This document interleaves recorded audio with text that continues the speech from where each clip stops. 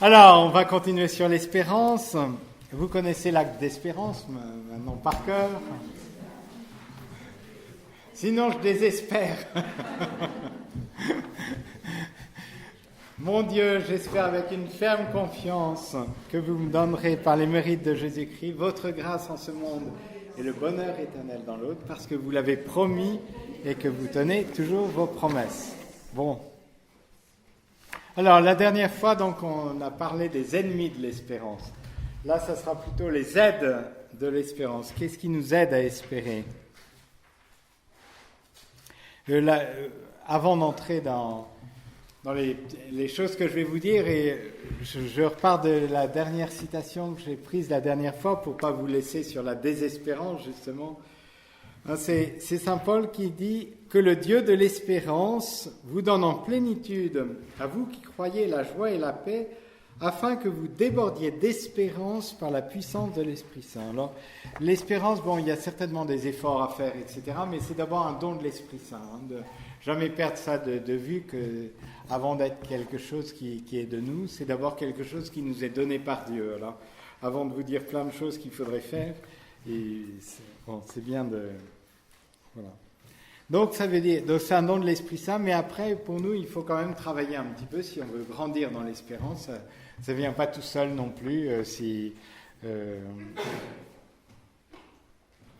Ah oui, c'est la première fois que j'y pensais comme ça.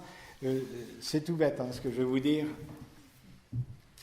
Et donc, samedi dernier, c'était l'évangile de la multiplication des pains. Et quand vous multipliez par 0, qu'est-ce que ça donne ?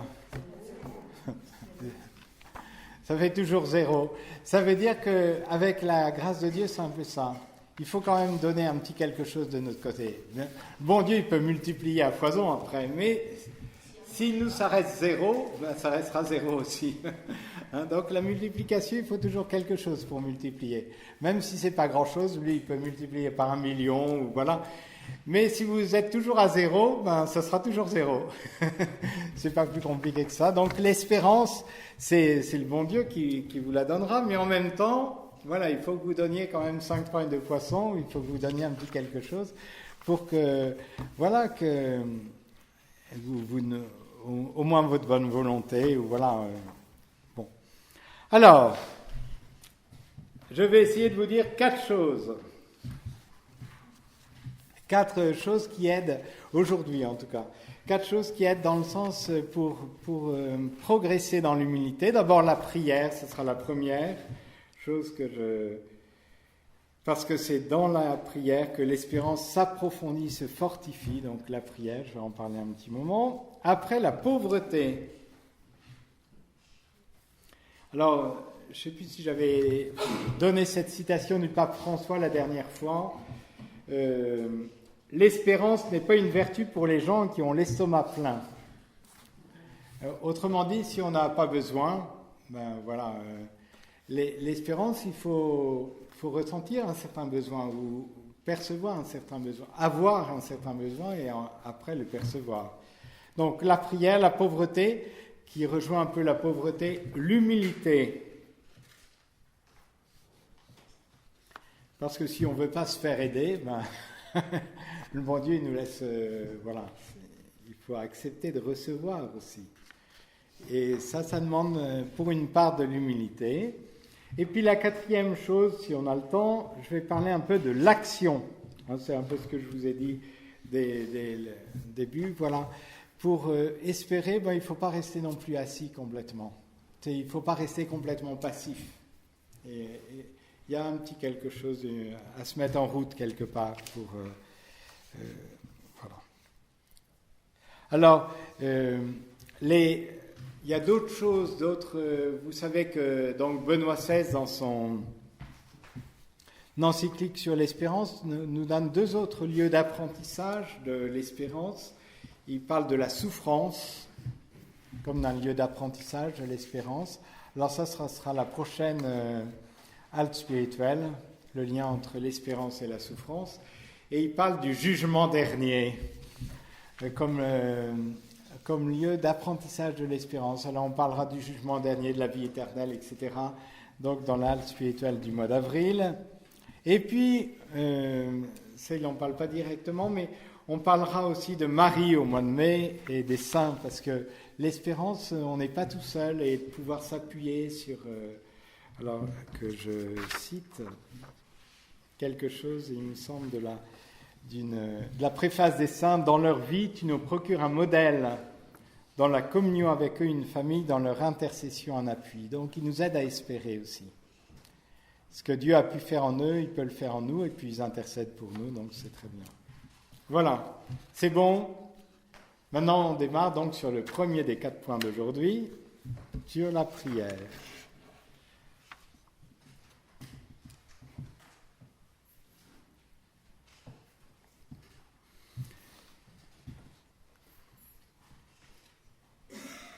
Alors, Benoît XVI, donc, il en parle dans son encyclique sur l'espérance au numéro 32 à 34. Et une première chose qu'il dit de la prière comme lieu d'espérance, c'est, voilà ce qu'il dit, « Si personne ne m'écoute plus, Dieu m'écoute encore. Si je ne peux plus parler avec personne, si je ne peux plus invoquer personne, je peux toujours parler à Dieu.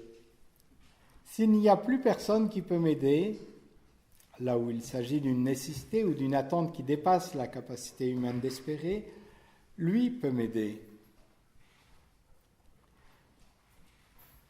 Voilà. Celui qui prie n'est jamais totalement seul.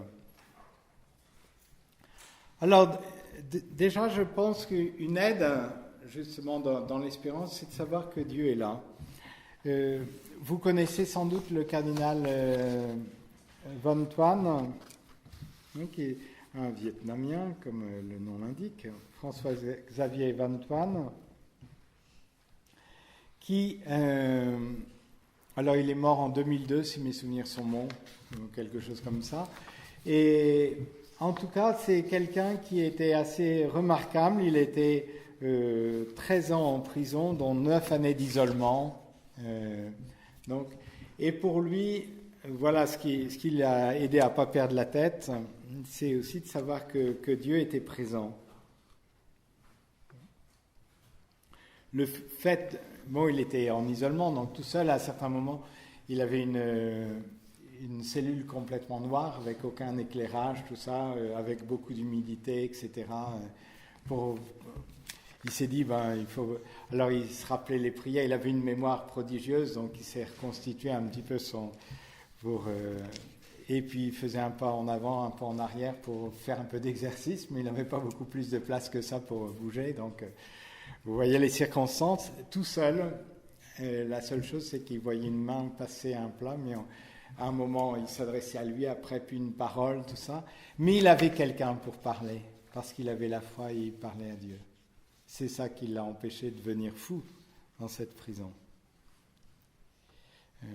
Voilà, donc, bon, nous, c'est pas aussi extrême que ça, hein, je pense. Mais voilà, à certains moments, on peut éprouver une grande solitude dans certains moments de notre vie, dans certaines situations. Mais voilà, celui qui prie n'est pas seul.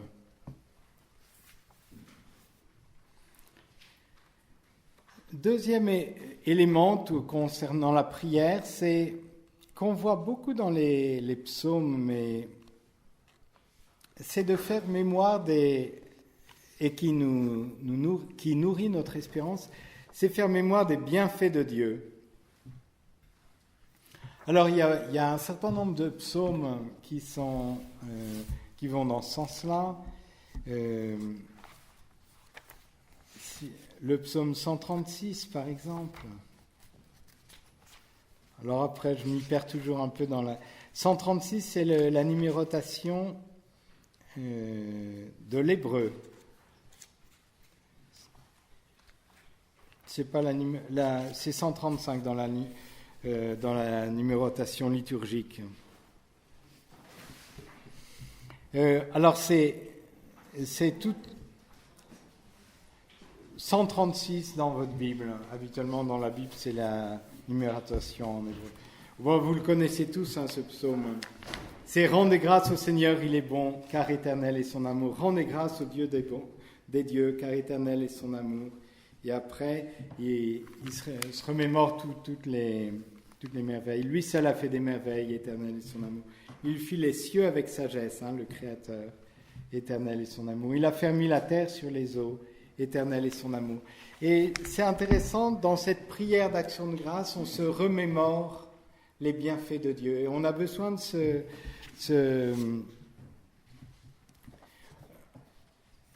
remémorer les bienfaits de Dieu, mais vous pourriez faire ce psaume, l'adapter aussi à votre vie personnelle, pas simplement dans des choses qui sont peut-être un peu lointaines pour vous, mais voilà, de se rappeler, de garder en mémoire des moments où on a fait l'expérience de Dieu, où il était présent, où il nous a accordé certaines grâces. Ça, on a besoin d'en faire mémoire.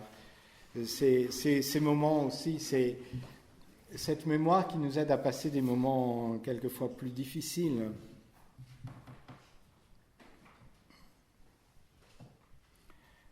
Une citation de Benoît XVI, quand il commentait ce psaume, le 19 octobre 2011, vous saurez tout, il dit, entre autres, « La mémoire devient force de l'espérance. La mémoire nous dit Dieu existe, Dieu est bon, éternel est sa miséricorde. Et ainsi la mémoire ouvre, même dans l'obscurité d'un jour, d'un temps, la route vers l'avenir. Elle est lumière et étoile qui nous guident. Nous avons, nous aussi, une mémoire du bien, de l'amour miséricordieux, éternel de Dieu. » Voilà. Alors, donc ça, c'est un deuxième aspect de la prière. Un aspect de la prière, c'est « je sais que je ne suis pas seul ». Un autre aspect, c'est je fais mémoire des bienfaits de Dieu dans ma prière. Donc, il y a toute la dimension de l'action de grâce dans la prière qui est importante. Troisième aspect de la prière qui est en lien avec l'espérance, c'est que la prière élargit le cœur à Dieu.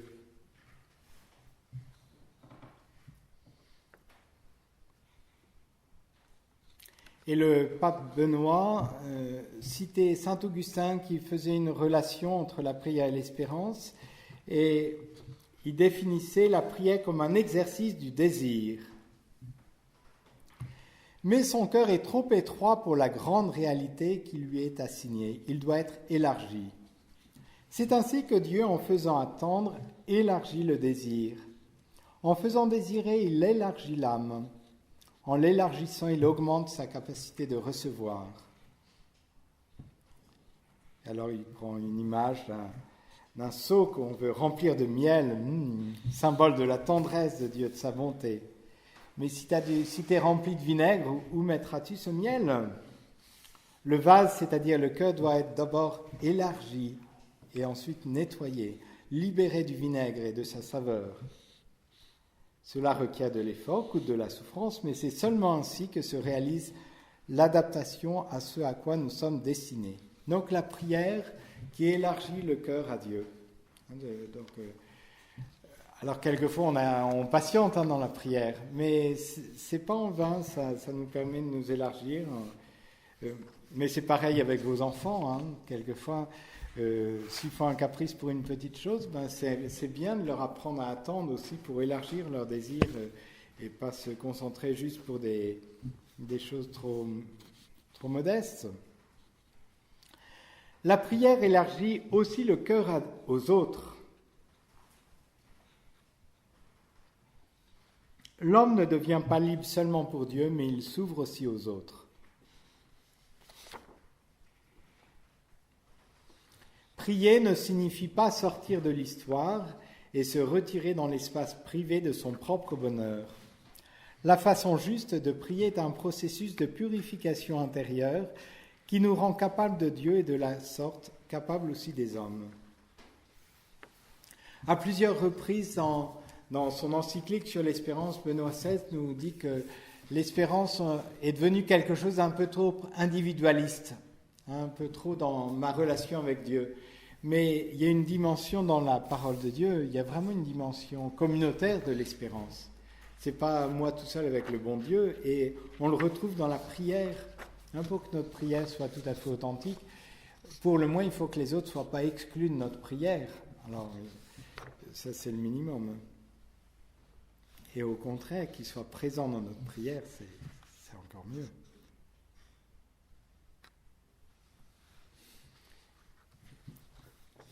Alors, je parlais de la prière qui élargissait le cœur à Dieu, aux autres, mais la prière aussi qui, comme un lieu de purification. Ça va, je ne vous endors pas? C'est à mauvaise heure, hein? Non? Dans la prière, l'homme doit apprendre ce qu'il peut vraiment demander à Dieu, ce qui est aussi digne de Dieu. Il doit apprendre ce qu'on ne peut pas prier. Il doit apprendre qu'on ne peut pas prier contre autrui. Il doit apprendre qu'on ne peut pas demander des choses superficielles et commodes que l'on désire dans l'instant, la fausse petite espérance qui le conduit loin de Dieu. Il doit purifier ses désirs et ses espérances.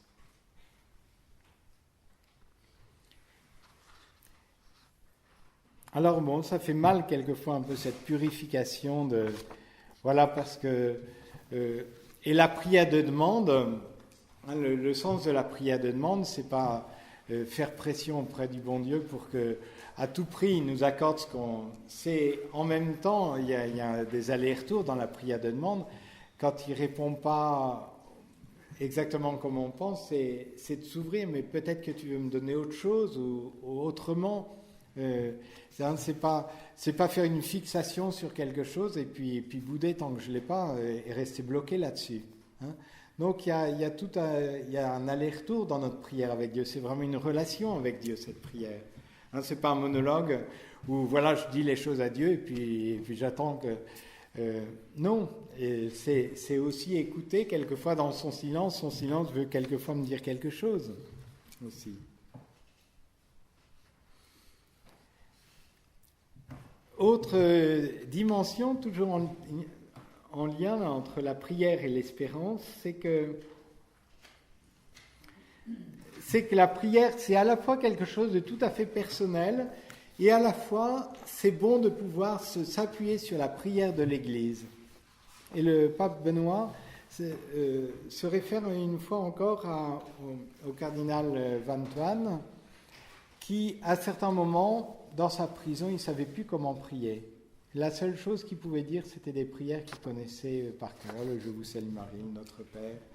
Voilà, mais il était sec et inventer une prière, il ne pouvait pas. Mais dans la prière de l'Église, je vous le lis.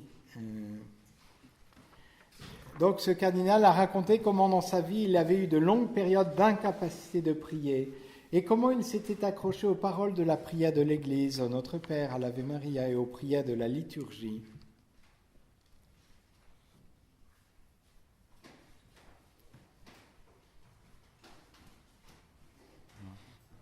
Du coup, c'est vrai qu'à certains moments, on a envie quand on est en forme, tout ça, on a envie d'inventer nos prières et tout ça, mais à d'autres moments, c'est pas comme ça, donc... C'est bien d'avoir des prières toutes faites, ça nous aide, voilà, et c'est bon pour notre humilité, et puis voilà. Autre élément, toujours pour nous soutenir dans l'espérance, dans la prière comme lieu qui nous soutient dans l'espérance, c'est la prière qui est inspirée par l'Esprit Saint, donc dans la parole de Dieu.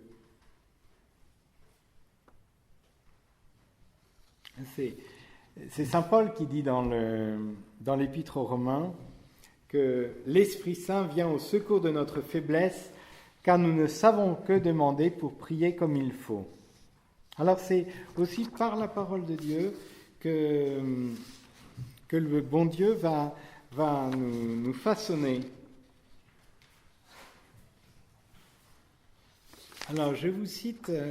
Benoît XVI, dans une audience du 26 septembre 2012, j'aime beaucoup ce qu'il dit. Une manière de se laisser former par l'Esprit Saint. Comment puis-je me laisser former par l'Esprit Saint et devenir ainsi capable d'entrer dans l'atmosphère de Dieu, de prier avec Dieu? Quelle est cette école à travers laquelle il m'enseigne à prier? Il m'aide dans mes difficultés à m'adresser de façon correcte à Dieu. La première école de la prière est la parole de Dieu, l'Écriture sainte. L'Écriture sainte est un dialogue permanent entre Dieu et l'homme, un dialogue progressif dans lequel Dieu se révèle toujours plus proche, dans lequel nous pouvons connaître toujours mieux son visage, sa voix, son être. Et l'homme apprend à accepter de connaître Dieu, à parler avec Dieu. Donc au cours de ces semaines, en lisant l'Écriture sainte, nous avons tenté à partir de l'Écriture, de ce dialogue permanent, d'apprendre comment nous pouvons entrer en contact avec Dieu. Et de fait, dans la parole de Dieu, il y a beaucoup de passages qui nous aident à voir comment nous adresser avec espérance au bon Dieu. Je prends juste un passage d'évangile avec la femme hémorroïde et Jaïr, qui prie pour sa fille. Voilà, alors. On voit la manière. Il y a beaucoup de lieux dans la parole de Dieu où nous est enseignée cette prière, cette manière de s'adresser avec espérance devant Dieu. Et plus particulièrement, je m'arrêterai sur la prière des psaumes.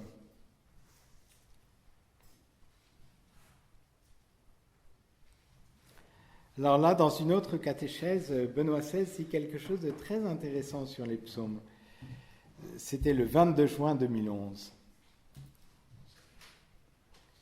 Comme ça, si vous avez envie, si vous ne savez pas quoi faire un jour, vous savez qu'il y a plein de choses, vous trouvez plein de choses intéressantes. Les psaumes enseignent à prier.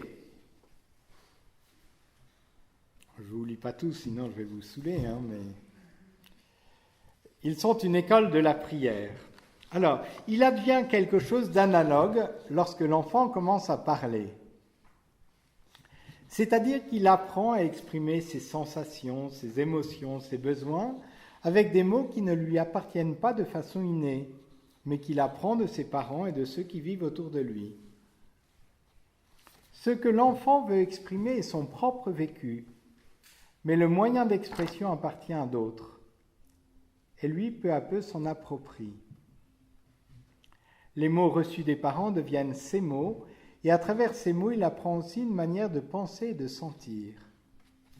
Je trouve que c'est intéressant, donc il prend ça pour les parents. Et nous, du coup, de rentrer dans la prière des psaumes, ça nous aide à entrer dans la manière de penser de Dieu. Vous vous mettez dans la posture de l'enfant et des parents. Voilà, la langue des psaumes devient notre langue. La langue de ses parents est enfin devenue sa langue. Il parle avec les mots reçus des autres qui sont désormais devenus ses mots. C'est bien ce qu'il éprouve lui, qu'il exprime, mais avec les mots de ses parents. Et nous, à un certain moment, si on s'est pénétré des psaumes, c'est bien ce qu'on vit, qu'on exprime, mais avec les mots de la parole de Dieu. Ainsi en est-il avec la prière des psaumes. Ils nous sont donnés pour que nous apprenions à nous adresser à Dieu, à communiquer avec lui, à parler de nous avec ses mots, à trouver un langage pour la rencontre avec Dieu. Et à travers ces mots, il sera possible aussi de connaître et d'accueillir les critères de son action, de s'approcher du mystère de ses pensées et de ses voies, afin de grandir toujours davantage dans la foi et dans l'amour. Ça nous apprend à connaître le cœur de Dieu. Alors après, dans le psautier, donc vous avez toutes sortes de psaumes. Le psaume 21, « Pourquoi m'as-tu abandonné » Le psaume 41, « Pourquoi te désoler, ô mon âme » Je ne vais pas tous les prendre, mais le psaume 129, « De profundis » Seigneur, écoute mon appel des profondeurs, je crie vers toi, Seigneur. Une prière d'espérance, que ton oreille se fasse attentive au cri de ma prière. Si tu retiens les fautes, Seigneur, qui subsistera? Mais près de toi se trouve le pardon pour que l'homme te craigne. J'espère le Seigneur de toute mon âme, je l'espère et j'attends sa parole. Mon âme attend le Seigneur plus qu'un veilleur ne guette l'aurore. Bon, ça c'est un des psaumes parmi tant d'autres, hein, mais voilà, les psaumes qui nous éduquent à l'espérance. Alors il y a la prière qui est inspirée par l'Esprit Saint dans la parole de Dieu, mais aussi par l'Esprit Saint dans la liturgie. Alors je vous cite toujours Benoît XVI. Il y a encore un autre espace précieux, une autre source précieuse pour grandir dans la prière, une source d'eau vive très étroitement liée à la précédente. Je veux parler de la liturgie, qui est un domaine privilégié dans lequel Dieu parle à chacun de nous, ici et maintenant, et attend notre réponse. Alors, Dieu nous a donné la parole et la sainte liturgie et nous offre ces paroles.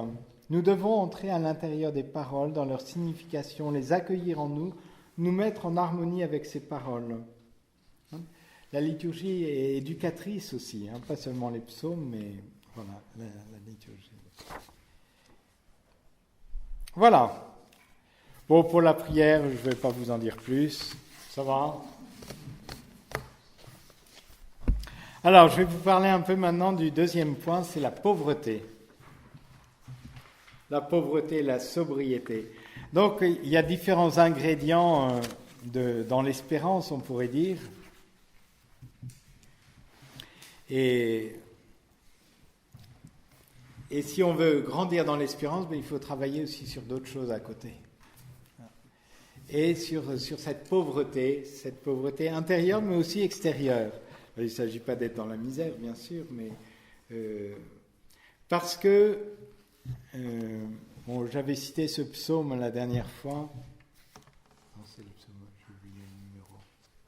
Bon, c'est pas grave. C'est le psaume qui dit, mais l'homme comblé qui n'est pas clairvoyant ressemble au bétail qu'on abat. C'est le psaume 48, je crois. Et alors, bon, c'est pas très flatteur, hein. Ressemble au bétail qu'on abat, le bœuf gras, là. Voilà. L'homme ne peut pas acheter son rachat, ni payer à Dieu sa rançon.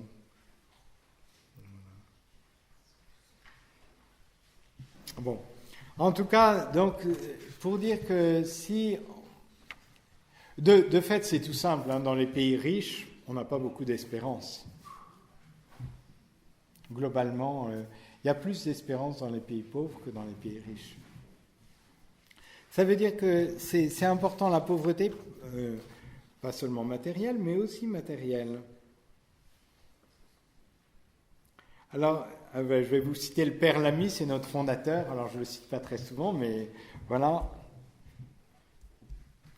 Entre toutes les vertus, celle que nous devons chérir comme une sœur bien chère, c'est la vertu de pauvreté, en raison des grâces qu'elle nous vaut de la part de Dieu. Elle nous met constamment en rapport avec Dieu pour le temporel. Pour ainsi parler, elle nous unit étroitement avec Dieu. Elle nous met dans la nécessité d'avoir sans cesse recours à la bonté de Dieu pour le besoin que nous en avons en raison des nécessités de la vie. Sans elle, éprouverions-nous le besoin de crier vers Dieu nos nécessités, les nécessités du prochain, nécessités pour l'âme, nécessités pour tous les besoins de la vie? Hélas, souvent non. Nous nous endormirions dans un néfaste sommeil, dans un repos dangereux. Mais la pauvreté est là, qui veille sur nous pour nous tirer de l'engourdissement mortel dans lequel nous glisserions si facilement. Voilà, alors la pauvreté qui, sous son aspect positif, encore une fois, il ne s'agit pas de la misère, hein, mais juste après, oui, je vous parlerai un peu de la sobriété, c'est un thème sur lequel le pape François revient régulièrement. Alors, j'avais trouvé quelque chose d'intéressant dans le vocabulaire de théologie biblique. Vous connaissez ce livre, peut-être? Non? Pour ceux qui ont connu le Père Caffarel, mais ça, c'est pas les jeunes, hein. C'est les vieux comme moi. Donc, il était à Troussure, et alors il y avait la chapelle où on faisait oraison. On pouvait rentrer que tous les quarts d'heure, hein, sinon, c'était assez carré. Mais avant d'entrer dans la chapelle, on ne pouvait pas ne pas passer par une pièce. Et dans cette pièce, il y avait des Bibles et des vocabulaires de théologie biblique. Et c'était très intéressant. C'était pour dire, pour la prière, si tu veux parler à Dieu, commence par écouter Dieu dans sa parole. Hein, la première démarche, c'est pas d'abord de parler, c'est de commencer par écouter. C'était assez didactique, on pourrait dire, la disposition des pièces dans son... Et je trouvais ça très très bien. Et c'est très profond aussi. Donc commencer par écouter et pas simplement que ça soit pas un monologue où voilà, on dit plein de choses, mais on n'écoute pas ce qu'il veut nous dire. Voilà. Alors, tout ça pour dire que, voilà, une citation du VTB, du vocabulaire de théologie biblique. Et voilà ce qu'ils disent, ça m'a intéressé, à propos de la tentation de s'installer. Depuis l'exil jusqu'au Messie, l'épreuve du petit reste est principalement une épreuve d'espérance. Le royaume semble reculer indéfiniment dans le temps. La tentation est celle du monde présent, de ce siècle-ci, la tentation du monde. Le peuple de Dieu, en danger de se séculariser, prend davantage conscience de l'action de Satan, prince de ce monde. Cette épreuve de l'espérance est la plus intime, la plus purifiante. Et je trouve ça très intéressant. C'est vrai que, encore une fois, les pays riches, c'est là où on a le moins d'espérance, parce que finalement, on est plus attentif au monde présent qu'au monde à venir. Finalement, on s'inquiète à ce que notre maison soit bien et tout ça, mais il faut préparer votre résidence du ciel. C'est celle-là qu'il faut... Parce que celle-là, vous l'aurez que quelques années, mais celle du ciel, ça sera pour toujours. Donc, c'est là-bas qu'il faut investir plus que dans celle... Mais, quelque part, voilà, si on investit uniquement dans ce monde ici, ben voilà... C'est la tentation de s'installer dans le matériel, dans le bien-être, et que ça soit vraiment, pour ainsi dire, notre obsession, le bien-être, le fait d'être bien installé, et puis voilà. Mais non, on n'est que de passage.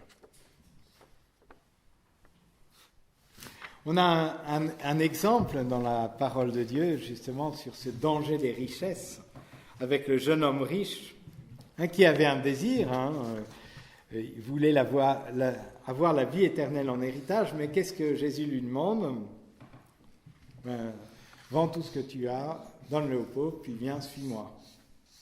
Alors là, il repart tout triste, et voilà, parce qu'il avait de grands biens. Voilà. Mais Jésus l'invitait justement à réorienter son désir sur l'essentiel. Alors, encore une fois, il ne s'agit pas forcément pour tout le monde de donner tous ses biens, mais ça veut dire au moins, et alors c'est là-dessus que je voudrais insister un petit peu, quand même de travailler sur la sobriété. Une certaine sobriété dans l'usage du matériel. Bon, c'est bien d'avoir des choses, bien entendu, mais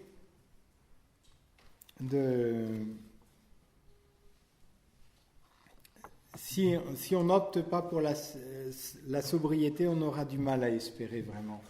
Le monde de l'au-delà, ça ne nous dira pas grand-chose parce qu'on sera trop pris par ce monde-ci. Une citation du pape François. Dans une société souvent éprise de consommation et de plaisir, d'abondance et de luxe, d'apparence et de narcissisme, Jésus nous appelle à un comportement sobre, c'est-à-dire simple, équilibré, cohérent, capable de saisir et de vivre l'essentiel.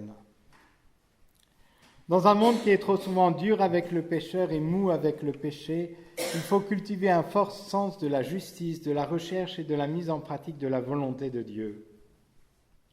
Dans une culture de l'indifférence qui finit souvent par être impitoyable, que notre style de vie soit au contraire plein de piété, d'empathie, de compassion, de miséricorde, puisé chaque jour au puits de la prière.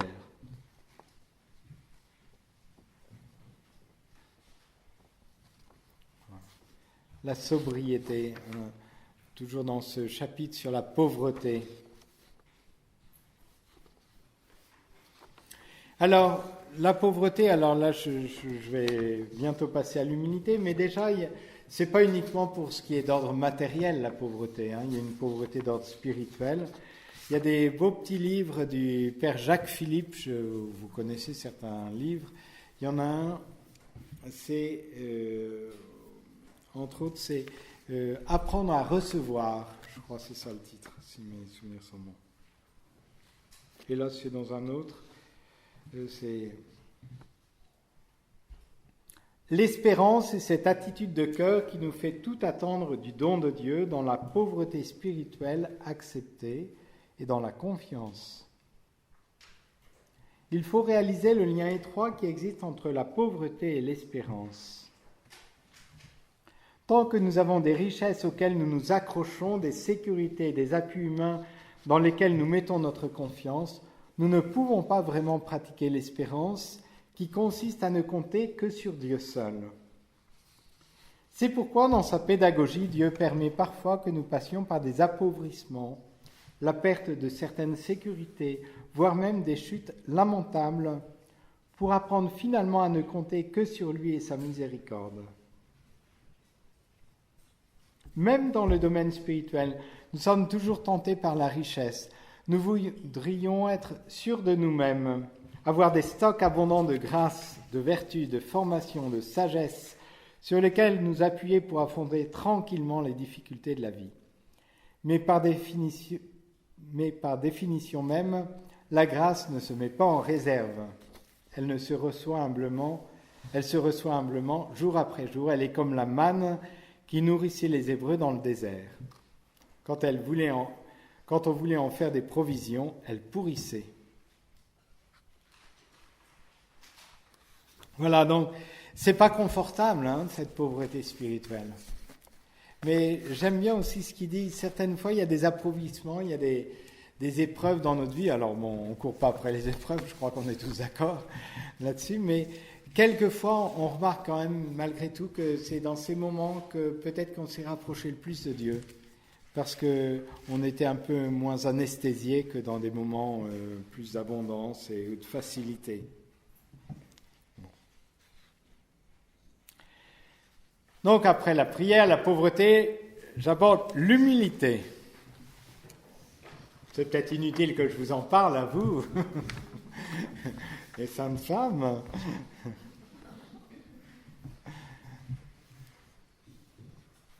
Alors l'humilité, je trouve que ça va encore un petit peu plus loin que la pauvreté, dans le sens où voilà, c'est pas simplement être pauvre, c'est accepter aussi que l'autre nous aide. Quelquefois, et que Dieu nous aide, et aussi que l'autre nous aide. Parce que quelquefois, bon, on voit qu'on n'est pas à la hauteur, tout ça, mais recevoir l'aide des autres, ça nous mortifie un peu. Alors, juste deux petits préliminaires sur l'humilité. Là, c'est pas la même chose que la pusillanimité. Vous voyez ce que c'est? Je l'ai bien prononcé, pusillanimité.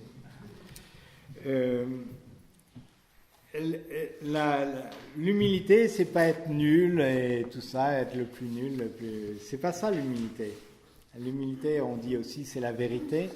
Et il y avait un chartreux qui disait que l'humilité repose sur l'estime de soi. Je trouvais que c'était très intéressant, ça m'a toujours intéressé. On voit bien dans Thérèse de Lisieux, qui est humble, elle avait de grands désirs aussi. C'est pas tout. Elle voulait pas que des choses rabougries pour sa vie, elle avait des grands désirs. Donc l'humilité, c'est pas la pusillanimité où on veut que ce qui est le plus nul. C'est pas ça l'humilité. On peut. Et puis, bon, là, j'aborde que certaines facettes de l'humilité. J'aborde pas toute l'humilité, mais plutôt ce qui est en lien avec l'espérance. Voilà. Alors, donc, j'entre dans le vif du sujet sur l'humilité. Donc, c'est d'abord reconnaître notre impuissance, reconnaître notre faiblesse, reconnaître nos défauts. C'est pas toujours facile. Hein. Quelquefois, les reconnaître nous-mêmes, ça va encore, mais quand les autres nous le disent, c'est plus compliqué. Oui, c'est là qu'on peut se faire aider. Oui, la correction fraternelle peut bien nous aider. Mais du coup, ça demande quand même tout un travail sur nous-mêmes pour accepter, pour reconnaître notre misère, pour s'accepter comme on est, au physique, au plan intellectuel, au plan moral.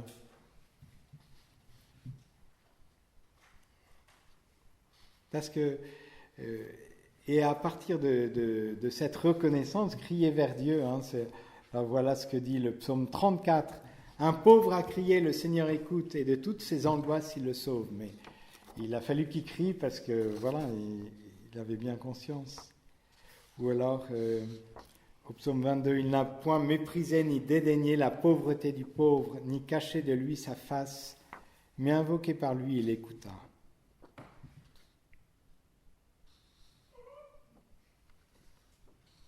Encore notre fondateur. La sainte humilité nous est incessamment prêchée par nos misères et nos fautes de chaque jour. Nous sommes si faibles, si coupables, si piètres. Nous ne sommes que de pauvres hommes pleins de ténèbres et de corruption. Alors, c'est un premier aspect de l'humilité, à mon avis, c'est déjà de reconnaître notre impuissance. Voilà. Un deuxième aspect, ce serait d'accepter de ne pas se sauver soi-même, mais d'être sauvé par un autre.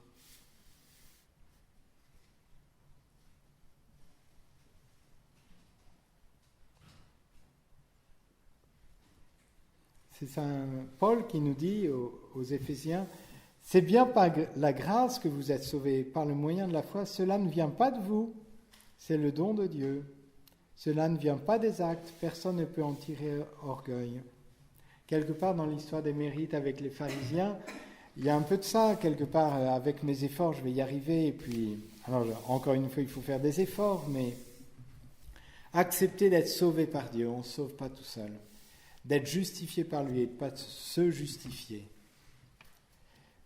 On a des bons exemples dans la Bible avec Gédéon, vous vous rappelez, hein, vous pouvez voir ça dans les Juges, dans les chapitres 6 et suivants. Hein, Gédéon, c'est le clan le plus petit, etc. Donc il finit par trouver, 22 000 hommes. En face, ils sont 30 000. Mais Dieu lui dit non, vous n'allez pas partir comme ça parce que vous seriez capable de croire que c'est par vous-même que vous avez eu la victoire. Donc tu dis aux gens, ceux qui n'ont pas envie d'aller se battre, qu'ils n'y aillent pas, qu'ils rentrent chez eux. Donc il y en a déjà plus de la moitié qui rentrent chez eux. Et puis après, oui, plus de la moitié, je ne sais plus combien, mais... Et puis après, il dit non, ils sont encore trop nombreux, ils seraient encore capables de croire que c'est eux-mêmes. Ben, tu vas les amener près du fleuve et puis tu verras comment ils boivent. Il ne dit pas le résultat avant. Alors il y en a qui prennent l'eau de façon quand même un peu plus cultivée, avec leurs mains, voilà. Puis d'autres qui se mettent à quatre pattes. Et puis ben, c'est avec ceux qui se sont mis à quatre pattes que tu iras. Ils étaient plus que 300 contre, je crois, ou 100, je ne sais plus, contre 30 000. Voilà. Mais du coup, parce que sinon vous seriez capable encore de croire que c'est vous-même qui vous êtes sauvé. Mais voilà, l'humilité, c'est d'accepter d'être sauvé par un autre et pas par soi-même. L'humilité, c'est aussi que les choses ne se fassent pas à notre idée. Il y a des bons exemples dans la Bible. Je ne sais pas si vous vous rappelez, c'est dans le premier livre des Maccabées, au chapitre 6. C'est la fin du roi Antiochus Épiphane. Dans la nouvelle traduction, ils mettent Antiochos. Alors, peu importe, moi je ne connais pas trop, mais voilà, il a un revers à la guerre. Alors, ça commence à mal se passer. Il prit la fuite, battit en retraite, accablé de chagrin pour retourner à Babylone. Il était encore en Perse quand on vint lui annoncer la déroute des troupes qui avaient pénétré en Judée. Quand le roi apprit ces nouvelles, il fut saisi de frayeur et profondément ébranlé. Il s'écroula sur son lit et tomba malade sous le coup du chagrin parce que les événements n'avaient pas répondu à son attente. Et il meurt. C'est triste, hein? Il meurt dans la désespérance parce que les choses ne se sont pas passées selon son idée. Et puis, vous voyez, avec Naboth, à la vigne, il veut acheter, c'est Akab qui veut acheter la vigne à Naboth, et puis Naboth dit non, c'est l'héritage de mes pères, c'est une propriété de famille, je ne vais pas te la donner, et on ne va même pas te la vendre. Alors, Akab, qui est le roi, retourne chez lui, sombre et irrité. Il se coucha sur son lit, tourna son visage vers le mur et refusa de manger. Sa femme Jézabel vint lui dire, vous en avez parlé ce matin de Jézabel, pourquoi es-tu de mauvaise humeur? Pourquoi ne veux-tu pas manger? Il répondit, j'ai parlé à Naboth de Israël, il m'a dit, cède-moi ta vigne pour de l'argent, ou si tu préfères, pour une autre vigne en échange. Mais il m'a répondu, je ne te céderai pas ma vigne. Alors sa femme Jézabel lui dit, est-ce que tu es roi d'Israël ou non? Lève-toi, mange et retrouve ta bonne humeur. Moi, je vais te la donner. Et puis elle fait tuer Naboth. Voilà. Mais du coup, les choses ne se passent pas à son idée. Il se couche sur son lit, il est déprimé. Ça vous arrive jamais, hein? Vous couchez dans votre lit, je pense, tous les jours, a priori, mais pas dans cet état de... Mais quelquefois aussi, je pense, l'humilité, accepter que les choses n'aillent pas à notre idée. Quelquefois, ça demande de prendre un peu de recul. Alors après, il y a des incontournables, mais je pense dans l'éducation. Alors bien sûr que les choses ne vont pas toujours à votre idée, j'imagine. À vrai dire, si ça peut vous rassurer, mais vous ne le répétez surtout pas, même quand le supérieur dit quelque chose ici, ça ne va pas toujours à son idée. Mais je fais un effort pour ne pas me coucher sur mon lit et pas déprimer. Voilà, parce que quelque part... Alors, quelquefois, il y a des incontournables, il faut tenir bon, et puis voilà. Mais quelquefois, on est un peu mortifié parce que, voilà, on ne nous écoute pas, c'est un peu vexant quand même, notre amour propre en prend un petit coup. Mais, alors, donc, faire la part des choses entre ce qui relève plutôt de notre amour propre blessé ou vraiment ce qui est important. Et du coup, ça se mêle un peu quelquefois quand même. Je ne sais pas pour vous, mais voilà. Et vraiment revoir les choses, parce que le bon Dieu sert de ça aussi pour nous travailler aussi quand les choses ne vont pas à notre idée. Et du coup, ça veut dire aussi, toujours dans cette humilité, c'est laisser Dieu faire les choses à sa manière. Parce que dans l'espérance, on l'a déjà vu à diverses reprises, mais Dieu ne répond pas forcément exactement comme on l'avait imaginé. Et ça, c'est déroutant, mais c'est aussi mortifiant pour notre orgueil. Parce qu'on aimerait quand même qu'il fasse comme on avait pensé. Et ça suppose d'élargir, de lui faire confiance. À sa manière à lui, on lui laisse carte blanche. Je vous cite encore le Père Lamy. Alors, il parle de la Sainte Vierge, mais à travers ça, vous pouvez entendre le bon Dieu aussi au-delà de la Sainte Vierge. Voilà ce qu'il dit de la Sainte Vierge. La Sainte Vierge a une prédilection pour la prière humble et confiante des petits. Des prières impératives, il ne faut pas les écouter beaucoup. Elle aime la simplicité. Je reçois des lettres avec des primos, des secondos. Elle n'aime pas ces mécaniques. Pour moi, je mets tout dans le sac, je veux dire, je ne démêle pas. Vous lui présentez ses requêtes, c'est bien. En montant la colline de Notre-Dame-des-Bois, où il y aura un pèlerinage, si vous voulez, au moment de l'Ascension, je lui dis, ma bonne mère, je vous apporte bien des embêtements, toutes ces rêveries. Elle est droite, elle a le jugement saint. Il ne faut pas lui expliquer, guérissez-moi tel nerf, parce que c'est tel nerf qui commande telle articulation qui m'empêche de faire tel mouvement du pied. Tout cela, elle le sait. Elle ne se perd pas dans des prières compliquées quand elle prie notre Seigneur. Elle dit Jésus ou bien mon fils. Il lui dit Mère. Ils se sont compris. Disons comme les malades le disaient à son fils, Marie, fille de David, aie pitié de moi. Elle ne dit pas un mot inutile, elle ne cherche pas à vous faire en dire un de plus, tant s'en fout. Voilà. Donc, quelque part, nous, on voudrait dire la manière dont Dieu devrait s'y prendre pour répondre à notre demande. Bon, il est assez grand, peut-être. Voilà. Donc, et ça, pour notre humilité, quelquefois, c'est parce que ça demande de prendre un peu de recul, et quelquefois le recul aussi du temps.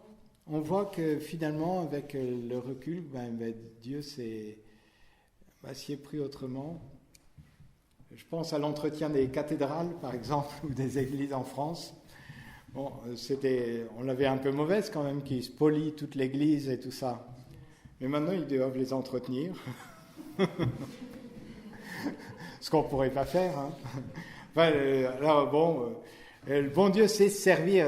C'est pas forcément lui qui les a incités. Allez, oui. mais de fait, le bon Dieu sait se servir aussi certaines fois de choses qui nous déplaisent. Mais si nous lui remettons vraiment les choses entre ses mains, il sait les faire contribuer à notre bien. Autre aspect toujours de cette humilité, c'est au niveau du temps. Hein. Il y a un lien entre la patience et l'humilité, je pense. Quand on est très impatient, peut-être qu'il faut qu'on travaille en même temps un petit peu notre humilité. D'ailleurs, dans les Éphésiens, Saint Paul les associe. Ayez beaucoup d'humilité, de douceur, de patience. Mais les trois ensemble, je pense qu'il y a un certain lien. Supportez-vous les uns les autres avec amour. Alors, une petite citation de Saint Cyprien.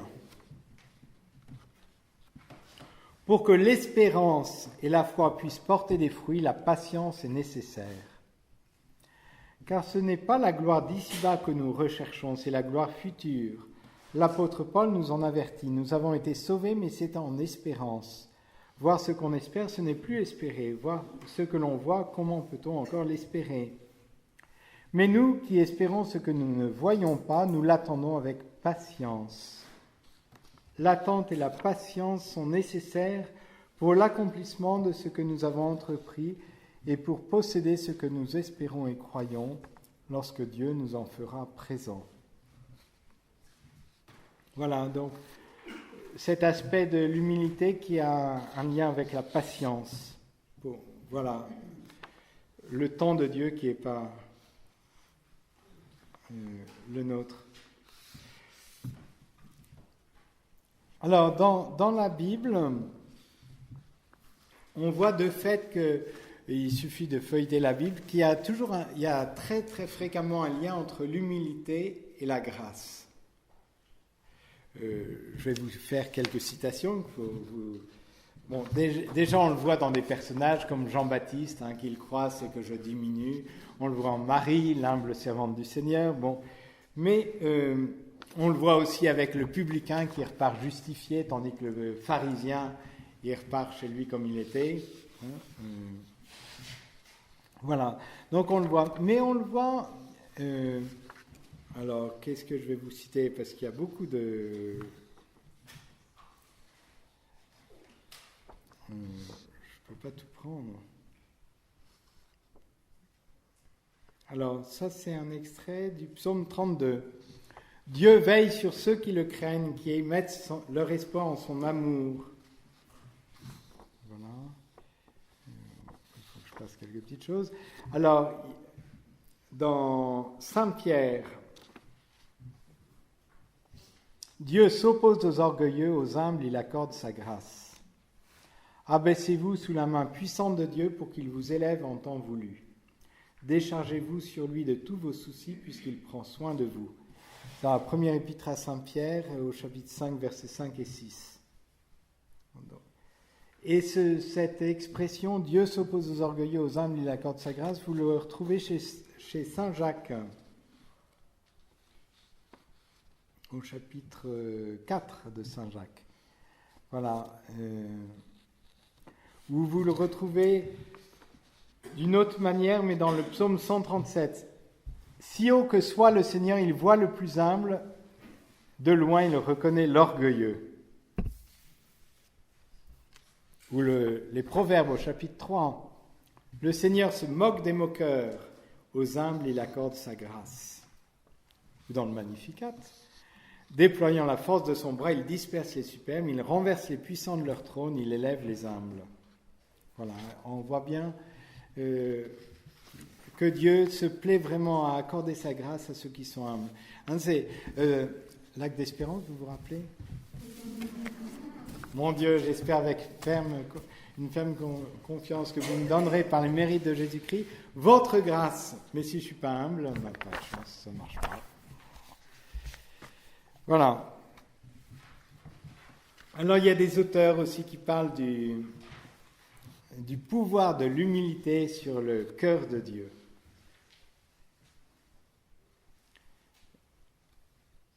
Est-ce que vous connaissez une moniale française du XVIIe qui s'appelle Catherine de Bar ? Je vous dis rien, moi non plus. Mais voilà. Elle parle justement de cette humilité.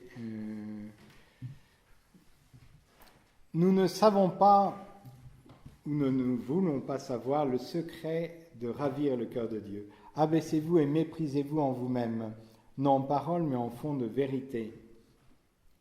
Si vous faites ce que je vous dis, tout le ciel viendra fondre sur votre intérieur et vous regorgerez de tant de grâce que vous en aurez pour convertir le monde entier. Personne ne connaît ni ne goûte Dieu que humblement. Alors, quand elle dit mépriser, c'est pas se mépriser c'est plus dans le sens de cette humilité, hein, de reconnaître sa pauvreté. Voilà. Une curé d'Ars qui disait « Le bon Dieu m'a choisi pour être l'instrument des grâces qu'il fait aux pécheurs parce que je suis le plus ignorant et le plus misérable de tous les prêtres. S'il y avait eu dans le diocèse un prêtre plus ignorant et plus misérable que moi, Dieu l'aurait pris de préférence. » Voilà. Et du coup, voilà, tout le bien qu'il a pu faire. Et puis, encore un dernier point sur l'humilité, c'est accepter que l'aide passe par les autres.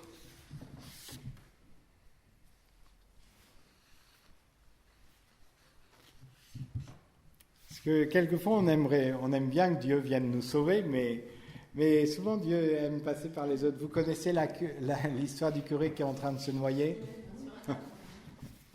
Hein, donc, non ? Alors, il y a un curé qui est en train de se noyer, il est dans l'Oise, qui est en crue, voilà, il se noie. Et, non, c'est pas dans l'Oise, ou c'est un peu plus loin. Parce que, par chance, passe une péniche qui lui envoie une corde. « Accrochez-vous, mon père » lui lance le batelier. Le curé répond « Je vous remercie, mon fils, mais je fais confiance à Dieu pour me sauver. » Alors, il est toujours en train de barboter, avec sa soutane à l'époque. Et puis, quelqu'un passe et lui jette une bouée. « Accrochez-vous, mon père !»« Merci, mon fils, mais je fais confiance à Dieu pour me sauver. » Et puis, alors là, il commence à s'épuiser un peu. Et puis, il y a un hélicoptère qui arrive, qui envoie une corde. « Accrochez-vous, mon père !» Gloup. Je vous remercie, mais je fais confiance à Dieu pour me sauver. Et puis il se noie. Et puis il arrive au paradis. Encore une chance qu'il arrive au paradis.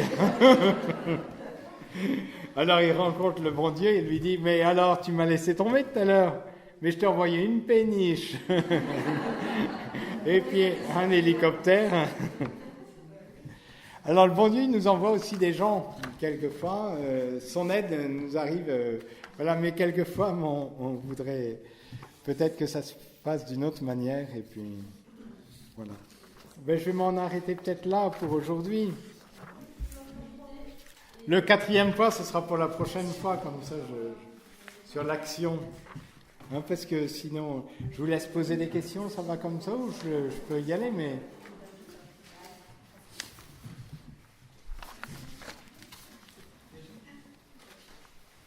Alors, avez-vous des questions ?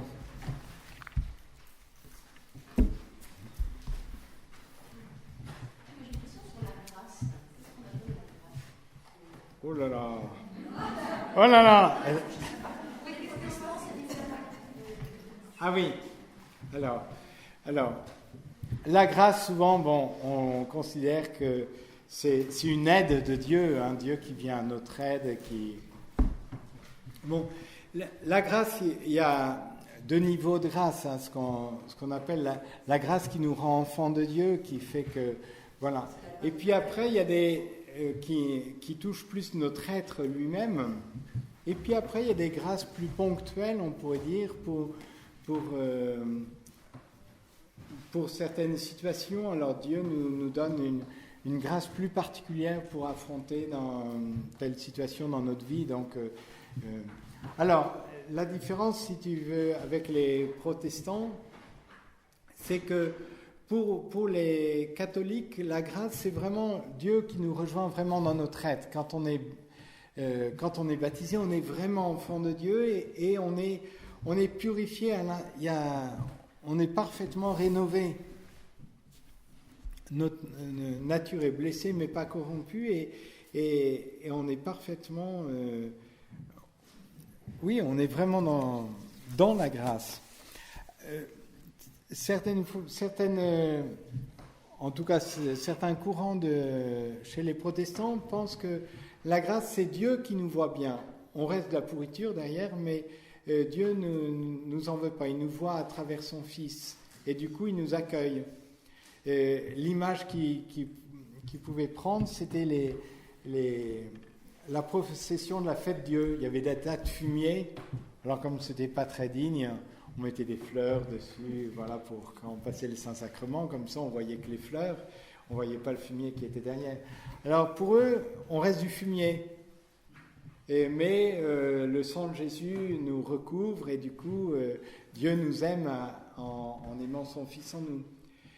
Mais dans l'Église catholique, on dit non, c'est plus du fumier. Dieu nous a vraiment rénovés. Il nous a vraiment complètement renouvelés de A à Z. Il ne nous voit pas simplement bien, nous sommes bien. Nous sommes saints, hein, c'est ce que dit saint Paul. Mais en même temps, on est saints, mais il faut correspondre à ce que nous sommes aussi, parce que voilà. Je ne sais pas si on nous canoniserait tous. Hein. Voilà. Mais à travers la grâce, c'est comprendre que dans la grâce, ça ne reste pas quelque chose qui nous est comme un peu extérieur. Ou dans la grâce, c'est vraiment Dieu qui veut faire les choses avec nous aussi. Alors, la grâce de Dieu nous précède toujours. Et ce n'est pas nous qui méritons la grâce, etc. Voilà, l'amour de Dieu nous précédera toujours. Mais en même temps, il ne veut pas faire les choses sans nous. Il ne veut pas faire les choses sans nous parce que ce qui l'intéresse, c'est vraiment cette relation qu'il a avec nous. C'est ça qui l'intéresse. La grâce, ce n'est pas uniquement quelque chose surajouté.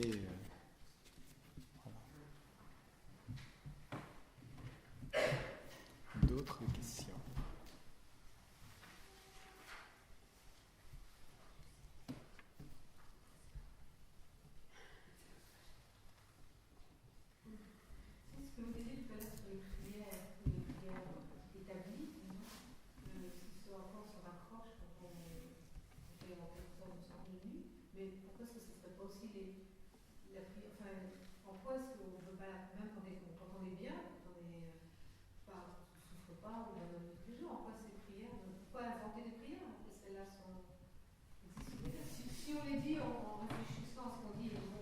Oh bon, on peut les utiliser en tout temps, en tout lieu, hein, mais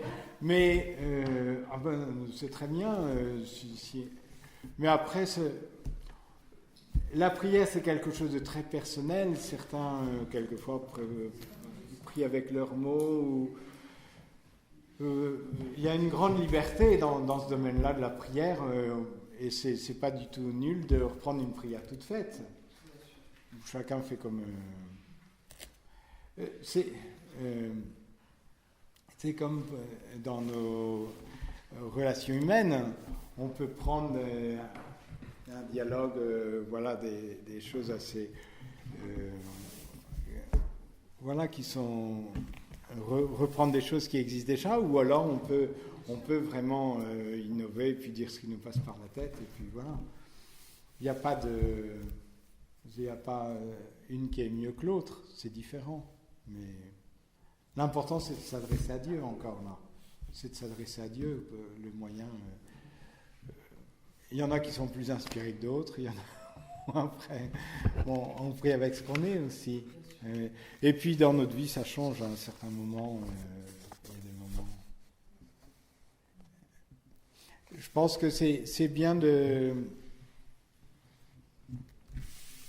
d'être attentif parce que Dieu, quelquefois, nous inspire de ne pas avoir peur, certaines fois, quand même, de sortir des sentiers battus d'une certaine manière dans notre relation avec Dieu. Je ne sais pas comment le dire. Dieu, il nous inspire quelquefois des choses, ben c'est bien d'être. De pas tout de suite le recadrer parce que je ne sais pas comment le dire. Voilà. Et oui, quelquefois, il y a des choses qui nous viennent très spontanément. Ben, écoutons aussi ces choses spontanées qui nous viennent à l'esprit. Parce que l'Esprit Saint, il passe aussi à travers ça.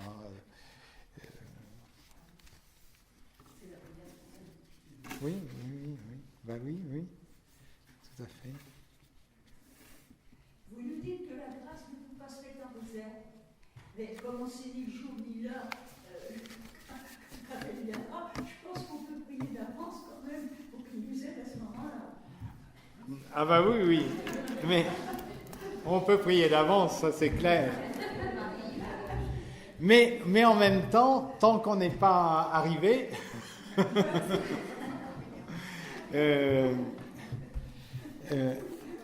alors, ce qui est clair, d'ailleurs, quand l'Église canonise quelqu'un, elle se dit, mais vu la trajectoire de vie, c'est quand même évident que cette personne a dit oui à Dieu à la dernière minute. Et dans cette progression de la canonisation, quelle est la différence entre vénérable et bienheureux? Ah ben, c'est de faire un miracle entre les deux. Et en fait, c'est une très bonne question parce que quelque part, le pas le plus essentiel on pourrait dire pour la canonisation, c'est d'être déclaré vénérable. C'est ce qu'on appelle l'héroïcité des vertus. C'est ça le plat, parce que imaginons qu'il y ait sur la tombe de je ne sais pas qui, il y ait plein de miracles. C'est pas une preuve de sainteté. On regarde d'abord si on peut proposer en exemple la vie de cette personne. Parce que quand on canonise un canon, c'est proposé en exemple. Mais la vie d'un patachon, on ne la proposera pas en exemple, même s'il y a des miracles sur sa tombe. Alors, le bon larron, on aurait été bien embêté, hein, parce qu'on n'aurait pas pu le canoniser. Bon, c'est Jésus qui l'a fait lui-même, lui il pouvait. Mais parce que l'exemple qu'il avait donné, juste à la dernière minute, bon, il s'y est bien pris. Mais on aurait été un peu ennuyés pour le canoniser, nous, parce qu'on n'avait pas assez de recul. Mais Jésus, lui, il connaissait. Et puis après, il faut qu'il y ait un miracle. Alors, quand on est martyr, il n'y a pas besoin de miracle pour la première étape. C'est la canonisation, et après, c'est dans la canonisation qu'il y a les deux choix, c'est ça? Alors, pour la béatitude, non, on est vénérable. Enfin, on est vénérable si il y a toute une étude, voilà, on est vénérable. Et après, le pas essentiel pour passer de vénérable à bienheureux, c'est qu'il y a un miracle qui soit reconnu. Après la mort de la personne. Après la mort, oui. Si c'est ça sert à rien de faire des miracles de votre vivant, ça sert pas pour après. Pour la canonisation. Ah ben, alors, ce qu'il y a, c'est comme il y a beaucoup d'études, c'est vrai, souvent quand c'est le fondateur d'un ordre religieux, ben, sa communauté, elle y travaille, pour eux c'est important, etc. Pour les laïcs, ben, il y a beaucoup de laïcs qui sont saints, mais où il n'y a pas grand monde qui s'occupe d'eux, parce que c'est tout un dossier, il faut toute une étude à faire, donc il prend du temps, etc. Donc, Pierre Giorgio Frassati, par exemple, il a fait des miracles, il a été canonisé par Jean-Paul II. Il a fait des miracles. On ne peut pas être béatifié. Il n'y a que les martyrs. Et canonisés, les carmélites de Compiègne sont toujours bien heureuses. Elles ne sont pas canonisées parce qu'il manque un miracle pour la canonisation. Alors, Marthe Robin, alors il y avait d'autres choses qui étaient dans... Parce que du coup, au niveau des foyers de charité, etc., je pense qu'il voulait que les choses soient bien claires avant de la béatifier, mais je pense qu'elle le sera tôt ou tard. Je pense qu'elle le sera tôt ou tard.